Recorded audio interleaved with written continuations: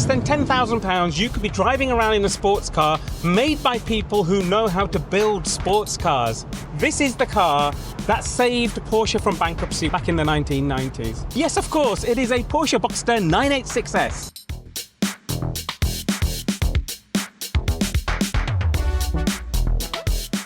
In today's episode, I'm going to tell you why I think you should just go out and buy one of these and make space in your garage. The question that's on the tip of your tongue is, what's it like to drive? This is a smile on my face that tells 1,000 stories, because I could go on for hours telling you how wonderful this car is to drive. 50-mile-an-hour road, I'm doing exactly 50 at the moment, and it just feels absolutely alive. There's something really, really connected about the way this car drives. It's absolutely stunning. It's brilliant. And you know something? You're not going to find many cars that can outhandle this or make you feel so special. You know, I always say cars are like machines that you drive with your bodies and you feel with your senses. This is the epitome of that. This car brings it all together in a way that so few cars can. That mid-engine layout is absolutely sensational. Now, if you're new to this channel, please hit that subscribe button, because we regularly review cars like this. We talk to people about their car stories and their car journeys, and more importantly than that, we celebrate passion for cars. So for people like you and me, this channel is an absolute must. You can drive this car at 5 tenths, 6 tenths, 8 tenths, 10 tenths on a road like this, and it'll feel brilliant. It just has a wonderful balance, a wonderful poise, and a great driving experience, I tell you. Everything is just in the right place. The engine is just here. You can hear it singing away. You've got wheels that aren't too far. You've got a steering wheel in your hands, which provides enough feedback. You have a nice manual gearbox if you choose to go for the manual. I mean, you can have a 5-speed auto if you want it, or a 6-speed manual, or a 5-speed manual in the earlier models. But what you also have is an incredibly alert and alive chassis that's actually quite soft. So you have a car that can glide over bumps. And yeah, it's an old design of a sort of roadster, so you do get a bit of shimmying that goes through the body, and I'm sure even on the camera you can see a little bit of shake, regardless of how many suckers I've got on the windscreen holding the camera up. But you get my drift. It's actually a very, very back to basics analog driving experience. Just sounds brilliant, and it goes pretty well too. I mean, 0 to 60, even for the 2.5 litre engine, is sort of around 7 seconds or just below that. This one, the 3.2, is around 5.9 seconds. The facelifted version of this car with a slightly more power is closer to 5.5 seconds. 2.7 is just over 6 seconds. You sort of get my drift. They're all within about a second, second and a half of each other.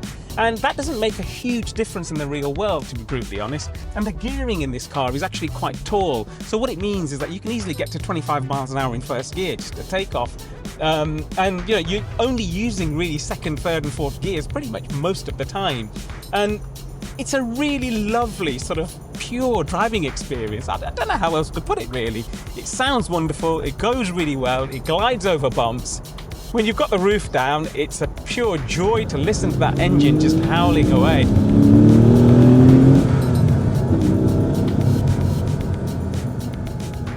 And I absolutely adore it. I wouldn't be without this car.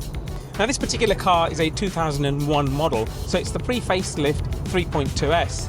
And all I would say is, if you've not driven one of these, go out and try it. So of course you're all thinking, well, what's the drawback to owning a Porsche Boxster? It's wonderful, I should just go out and buy one now, shouldn't I? Well, you could. They're between £5,000 and £15,000 for a reasonable example. I mean, obviously the £5,000 ones might need a bit of work, the £15,000 ones might be minters. But there's a story to be told somewhere between all of that as well, and that is this. You need to buy one of these with your eyes wide open, because it is a Porsche. At the end of the day, Porsches aren't cheap to run. A full buyer's guide for this car is coming out soon, so please make sure you subscribe. That way, as soon as that is out, you'll be the first one to know, and I will put a link to that on the screen that you see here and in the description of this video. Now, my advice would be to anybody, regardless of the mileage, regardless of the condition, regardless of even the service history maybe, just get the car inspected by a Porsche specialist. I've convinced you, haven't I? I've convinced you that you need to go out and buy one of these right now. So how much should you spend? Well, that's a very good question, and a very difficult question to answer as well. But I'm going to give it my best shot. So this is what I would say, okay? have a budget of around £7,000 to £10,000 to spend on the car itself. You'll have a pick of the engines, you'll have a pick of gearboxes, you'll even have a pick of mileages as well, because you'll be able to get some pretty low mileage cars for that sort of budget.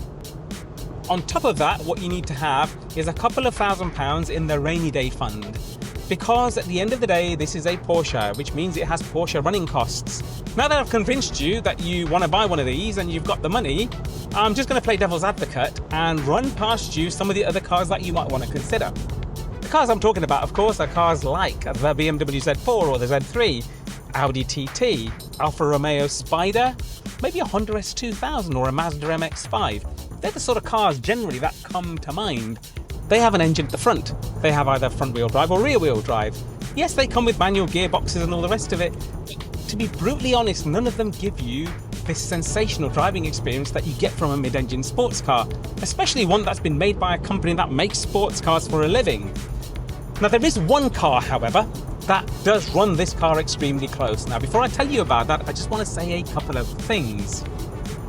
First of all, if you haven't subscribed to the channel, please do so. It makes a huge difference to small creators like me. Every subscription counts, and I want to try and get to 1,000 if I can by my birthday in August. So that would be a wonderful birthday present. If you can get that to me earlier, I'd be really grateful.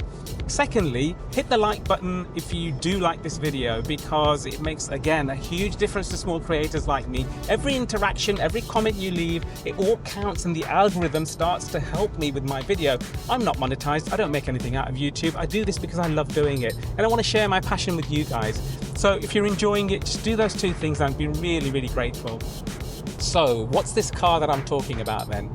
It is the Toyota MR2. Specifically the Mark II Toyota MR2. That car is very much a Grand Tourer in the way it's been designed. Very, very similar sort of driving dynamics to this car being mid-engined.